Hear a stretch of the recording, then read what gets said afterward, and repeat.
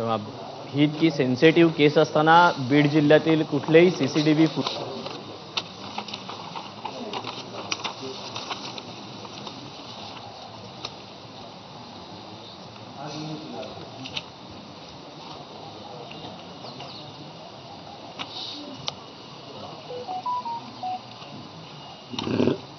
न्यायालयीन कोठडीनं न्यायालयीन बंद म्हणजे न्यायालयीन कोठडी.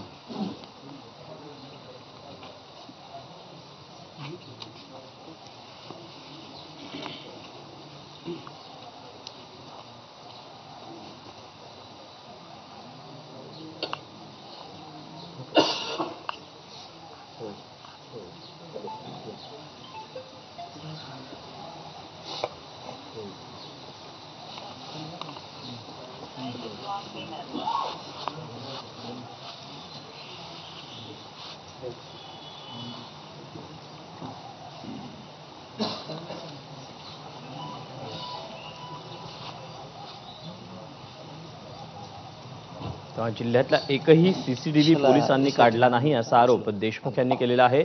अतिसंवेदनशील केलं असतानाही पोलिसांनी हात झटकले असा देखील आरोप देशमुख यांनी करतायत.